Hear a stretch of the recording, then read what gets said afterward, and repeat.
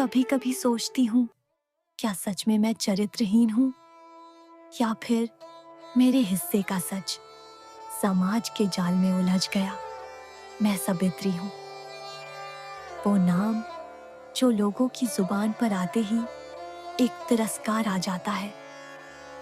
लेकिन क्या किसी ने मेरा सच जानने की कोशिश की? इस कहानी को समझने के लिए कृपया पहले चरित्रहीन भाग 1, पहला रिश्ता, पहला दर्द जरूर सुने। वहीं से शुरू होती है सतीश, सावित्री और किरणमयी की जटिल भावनात्मक यात्रा, जिसके बिना भाग 2 की गहराइयों को समझना मुश्किल होगा। तो अगर आपने भाग 1 नहीं देखा या सुना है, पहले जाइए और उसे जरूर देखें। मेरा जन्म एक साधारण मध्यम वर्गीय परिवार में हुआ। मां नहीं थी, पिता ने बड़े कष्टों से पाला। घर में कठोर अनुशासन था, लेकिन मेरे भीतर एक कोमल सपना पलता था, प्यार का, सम्मान का। मैं जब कॉलेज में पढ़ती थी, तब पहली बार किसी ने मेरी आंखों में झांककर मेरे मन को पढ़ा। उपेंद्र नाथ। वो सिर्फ एक पुरुष नहीं था, वो मेरे भीतर की स्त्री को पहचानने वाला पहला इंसान था। हम दोनों के बीच कोई वचन नहीं था, कोई वासना नहीं, सिर्फ आत्मीयता थी। वो अक्सर मुझसे कहता, तुम जैसी हो, इस दुनिया के लिए बहुत अलग हो, लेकिन मुझे तुम्हारा अलग होना अच्छा लगता है। मेरे लिए इतना ही काफी था। मैंने उसके इशारों में अपना पूरा जीवन देख लिया था। उपेंद्र मुझसे शादी करना चाहता था। उसने अपने परिवार से भी बात की, मगर उसके परिवार ने मुझे नामंजूर कर दिया। मां नहीं है, संस्कार नहीं होंगे। ये लड़की तेज है, पढ़ने लिखने वाली औरतें घर नहीं संभालती। उसे चुप करा दिया गया। और मैंने पहली बार सीखा, सिर्फ प्रेम ही काफी नहीं होता। समाज के पास सवाल होते हैं और जवाब औरत से ही मांगा जाता है। उपेंद्र ने शादी कर ली। मैं कुछ नहीं कह पाई, बस चुप हो गई। घर से बाहर जाना बंद कर दिया। पढ़ाई अधूरी रह गई। रिश्तेदारों ने ताने दिए, कोई बात तो होगी, नहीं तो इतनी समझदार लड़की ऐसे क्यों टूटती? मैं टूटी नहीं थी, मैं अंदर ही अंदर खुद को ढाल रही थी उस सच्चाई के लिए जो मेरी नहीं थी, लेकिन जिसे अब जीना था। समय के साथ मैंने एक स्कूल में पढ़ाना शुरू किया। बच्चों में मन लगने लगा, पर वहां भी लोग मुझे देखते और कानों में फुसफुसाते, यही है ना वो जिसकी शादी नहीं हुई। कहते हैं किसी से चक्कर था, पर उसने छोड़ दिया। हर दिन समाज मेरे चरित्र की परख करता रहा, कभी मेरे कपड़ों से, कभी मेरी मुस्कान से, कभी मेरी चुप्पी से। वर्षों बाद एक सामाजिक कार्यक्रम में उपेंद्र नाथ फिर मिला। अब उसकी आंखों में पछतावा था। वो बोला, सावित्री, मैं गलत था। तुम्हें भूलना मेरे जीवन की सबसे बड़ी भूल थी। मैं बस मुस्कुराई। गलत तुम नहीं थे उपेंद्र, तुम्हारा समाज था, और मैं उस समाज से हार गई थी। लोग कहते थे, इतनी आत्मनिर्भर औरत अगर अकेली है तो कुछ तो बात होगी। शायद खुद ही शादी नहीं करना चाहती, या फिर किसी के साथ रही हो। कभी सोचती हूँ, अगर मैं उपेंद्र के साथ छिपकर रहती तो शायद लोगों को तसल्ली होती, मगर अकेली, स्वाभिमानी और स्पष्ट औरत यह समाज कभी स्वीकार नहीं करता। एक शाम स्कूल से लौट रही थी, तब अचानक पीछे से आवाज आई, माफ कीजिए, क्या आप सावित्री जी हैं? मुड़कर देखा, साधारण मगर तेजस्वी चेहरा।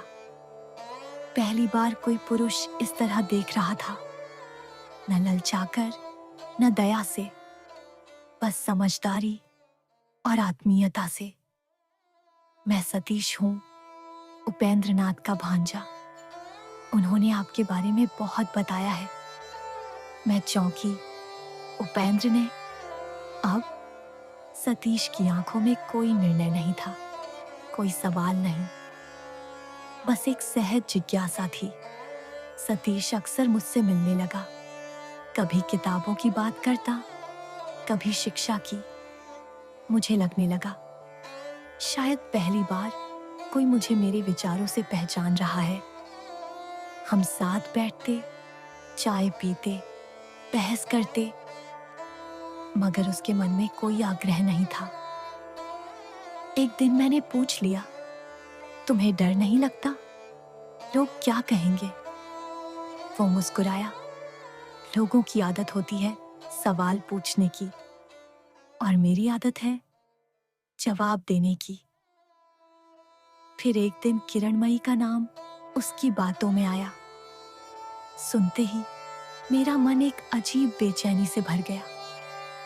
वो मेरी मामी है, मगर उम्र में ज्यादा फर्क नहीं। बहुत कुछ सहा है उन्होंने। मैंने सतीश की आंखों में उस स्नेह को महसूस किया जो शब्दों में नहीं था, मगर भावों में था। मैं समझ गई, ये लड़का उन औरतों की तरफ खींचता है जो समाज के बीच अकेली खड़ी हैं। शायद इसलिए वो मेरे पास भी आया था। हमारी मुलाकातें गांव में चर्चा का विषय बनने लगी। सावित्री तो पहले ही चरित्रहीन कहलाती थी, अब इस लड़के को भी बिगाड़ेगी। कौन जानता है क्या चल रहा है इन दोनों के बीच। मुझे कोफ्त नहीं हुई, आदत हो चुकी थी। पर सतीश, उसकी आंखों में पहली बार आक्रोश था। इन लोगों को क्या हक है हमारे रिश्ते को नाम देने का? मैंने शांत होकर कहा, जब औरत समाज की परिभाषा से बाहर जिए तो उसे या तो पागल कहते हैं या चरित्रहीन। उसी दौरान खबर आई, उपेंद्र नाथ बहुत बीमार है। सतीश और मैं उसे देखने पहुंचे। वो बिस्तर पर पड़ा था, कमजोर, पछताए हुए। उसने मेरा हाथ थामा। सावित्री, मैंने तुम्हें खोकर खुद को खो दिया, माफ करना। मैंने बस उसके माथे पर हाथ रखा। माफ करने का अधिकार सिर्फ उस इंसान को होता है जो दोषी हो। तुम दोषी नहीं थे, समाज था। अब किरणमयी भी लौटी थी। बीमार उपेंद्र नाथ की देखभाल करती, मगर सतीश की उपस्थिति से असहज लगती। कभी कभी हम तीनों साथ बैठते।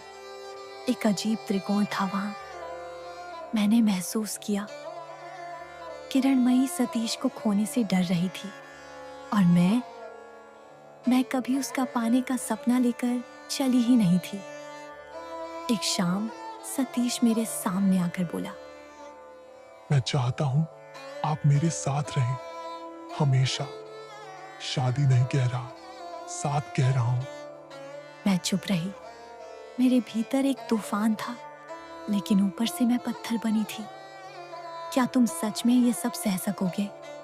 समाज के ताने, अपनों की बेरुखी और मेरी चुप्पियों को? वो बोला, तुम्हारा साथ चाहिए, बाकी सब सह जाऊंगा। मैंने उसके हाथ पर हाथ रखा, मगर कुछ नहीं कहा। सिर्फ एक लंबी सांस ली। सतीश अब हर दिन आता, बच्चों को पढ़ाता, सावित्री के साथ बैठता, किताबें बांटता। गांव में और बातें होने लगीं। अब तो दिन रात साथ रहते हैं। उसे और कोई जगह नहीं मिली थी रहने के लिए। सावित्री चुप रहती। उसे इन बातों की आदत थी, पर सतीश उसका खून खौलता। तुम कब तक सहती रहोगी ये सब? सावित्री ने शांत स्वर में कहा, जब तक ये समाज खुद से डरता रहेगा, तब तक वो औरतों से सवाल करता रहेगा। एक दिन किरणमयी अकेले सावित्री से मिलने आई। उसका स्वर नरम था, मगर आंखों में बहुत कुछ दबा था। क्या तुम उसे प्यार करती हो? सावित्री ने नजरें नहीं चुराई। मैं उससे स्नेह करती हूँ। लेकिन उसे बांधना नहीं चाहती। किरणमयी की आवाज कांपी। मैंने उसे बड़े होते देखा है और अब मैं खुद को छोटा महसूस करती हूँ। सावित्री के पास जवाब नहीं था, सिर्फ एक स्त्री की पीड़ा दूसरी स्त्री की आंखों में झांक रही थी। एक दिन कुछ औरतें आश्रम में आ धमकी, गुस्से में थीं। हम अपने बच्चों को चरित्रहीन औरत से नहीं पढ़वाएंगे। सावित्री चुपचाप खड़ी रही।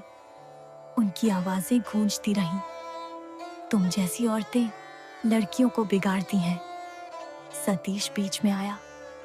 अगर सावित्री जी चरित्रहीन है तो मुझे भी उसी शब्द से बुलाइए, क्योंकि मैंने इनसे जीना सीखा है।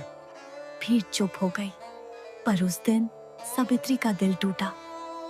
उसने खुद को कमरे में बंद कर लिया और पहली बार बहुत देर तक रोई। अगली सुबह सतीश उसके पास पहुंचा। तुम चुप क्यों हो? सावित्री ने धीमे स्वर में कहा, मुझे अब जाना होगा, कहीं दूर, जहां मेरा नाम किसी मासूम के भविष्य पर बोझ न बने। सतीश हक्का बक्का रह गया। पर तुमने तो कहा था कि हम साथ। कभी जरूरी नहीं होता सतीश, वो बोली। कभी कभी याद ही सबसे सच्चा साथ होती है। सावित्री ने एक चिट्ठी छोड़ी। उसमें सिर्फ इतना लिखा था, सतीश, मैं जानती हूं तुम मुझे हर हाल में स्वीकार करोगे, लेकिन मैं नहीं चाहती कि तुम्हारा जीवन भी उस आग में जले जो मुझे जला चुकी है। मैं जा रही हूं किसी पहाड़ी गांव में, जहां मेरा नाम नहीं, सिर्फ मेरा ज्ञान पहचाना जाएगा। कभी मिले तो मुस्कुराना जरूर, सावित्री। सतीश ने चिट्ठी पढ़ी और बहुत देर तक खामोश बैठा रहा। फिर उसने सावित्री की तस्वीर के सामने कहा, मैं समाज नहीं बदल सकता, लेकिन तुम्हारा सच मैं हमेशा जिंदा रखूंगा, शब्दों में, लेखन में और अपनी सोच में। जिन्हें हम चरित्रहीन कहते हैं, वो अक्सर चरित्र के सबसे ऊंचे शिखर पर होते हैं। सतीश अब लेखक बन चुका था। उसने शहर छोड़ दिया था और अब एक छोटे कस्बे में रहकर कहानियां लिखता था। हर रचना में कहीं ना कहीं सावित्री की छाया होती, कभी नाम बदलकर, कभी प्रसंग बदलकर, मगर आत्मा वही रहती। एक औरत जो समाज से नहीं, खुद से लड़ी थी। किरणमयी अब बिल्कुल बदल चुकी थी। उसे अब न सतीश की तलाश थी, न दुनिया से कोई शिकायत। वो अपने गांव में एक छोटी पाठशाला चला रही थी, बिना नाम, बिना सम्मान, बस सेवा। एक दिन सतीश की किताबें उसके हाथ लगीं। हर पन्ने में उसने खुद को और सावित्री को देखा। आंखों में आंसू आ गए। हम दोनों का नाम मिटा दिया गया, मगर हमारी आत्मा इन शब्दों में जीवित है। एक साहित्य संगोष्ठी में सतीश को आमंत्रित किया गया। आपके लेख चरित्र का आईना ने हजारों युवाओं को सोचने पर मजबूर किया है। वो मंच पर गया। आखिरी पंक्तियों में उसकी नजर एक चेहरा पहचान गई, सावित्री, उसी साधारण साड़ी में, मगर अब आंखों में अजीब सी शांति थी। कार्यक्रम के बाद वो चुपचाप उसके पास आई। तुमने अपना वादा निभाया। सतीश कुछ नहीं कह सका, बस सिर झुका दिया। उस रात तीनों फिर एक बार एक जगह बैठे, बिना शोर, बिना आरोप, बस एक गहरी आत्मीयता के साथ। किरणमयी बोली, हम तीनों की कहानी में प्रेम था, मगर स्वार्थ नहीं, सावित्री ने कहा। और इस समाज ने जिस शब्द से हमें तोला, वो खुद सबसे खोखला निकला। सतीश ने अपनी डायरी खोली और लिखा, चरित्रहीनता कोई कर्म नहीं होती, वो तो समाज का दिया हुआ एक डरावना तमगा है, जिसे वो सिर्फ औरतों पर चिपकाता है जब वो उसके बनाए सांचे से बाहर जीती है। अगली सुबह सावित्री चली गई। कोई विदाई नहीं, कोई चिट्ठी नहीं, बस एक मुस्कान जो सतीश की आंखों में उतर गई।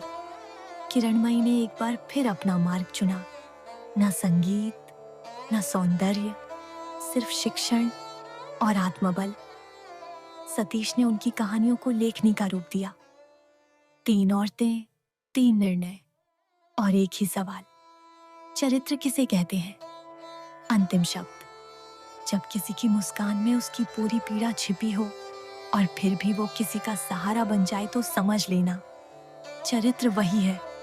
और समाज वो अब भी सीख रहा है कि चरित्र सिर्फ देह नहीं, आत्मा की सच्चाई होती है। तो ये थी चरित्रहीन भाग 2, सावित्री का सच की संपूर्ण कथा। क्या आपको सावित्री का संघर्ष छू पाया? क्या किरणमयी का बदलाव और सतीश का द्वंद्व आपको भीतर तक महसूस हुआ? अब कहानी का अगला पड़ाव है भाग 3, टूटी हुई आस, बिखरा हुआ मन, जहां भावनाएं और भी गहराती हैं और संघर्ष और भी तीखा होता है। तो जुड़े रहिए हमारे साथ। सपनों की आवाज पर हर हफ्ते मिलती है आपको ऐसी ही संवेदनशील और सच्ची कहानियां। अगर पसंद आया हो तो लाइक, सब्सक्राइब और बेल आइकॉन जरूर दबाएं ताकि अगली कड़ी आपसे छूटे नहीं। मिलते हैं अगली कड़ी में एक और सवाल के साथ। क्या सच में कोई चरित्रहीन होता है